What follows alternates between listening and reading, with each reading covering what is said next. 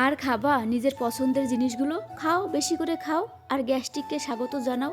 আমি না একটা জিনিস নোটিস করেছি, আমার পছন্দের খাবারই ভাই গ্যাস্ট্রিক, তাই বলে কি খাবো না, এই যে সাথে আবার তাকে রেখে দেই। তো হ্যালো এভরিওয়ান, কেমন আছেন সবাই? আশা করি সবাই ভালো আছেন আর আমিও ভালো আছি।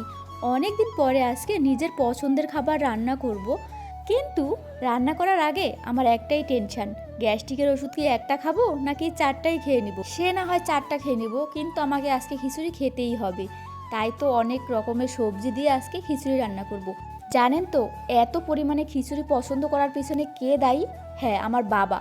বৃষ্টির দিনে মানে যখনই বৃষ্টি হবে আজকে আমরা খিচুড়ি রান্না করব, আজকে আমাদের খিচুড়ি খেতেই হবে।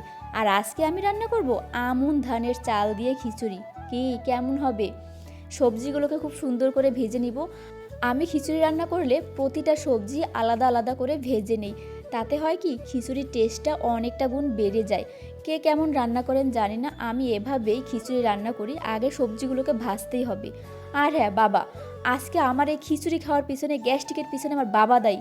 এত পরিমাণে খিচুড়ি পছন্দ করে না, আর বাবা খিচুড়ি পছন্দ করলে বাবার মেয়ে পছন্দ করবে না, এটা তো হতে পারে না।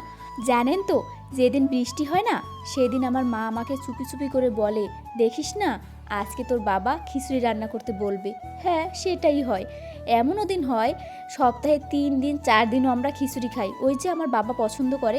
আর এই শীতের দিনে মাই গড, শীতের দিনে যে আমরা কত দিন খিচুড়ি খাই সেটা মানে বলে বোঝাতে পারবো না। তো সবাই ভালো থাকবেন, টাটা।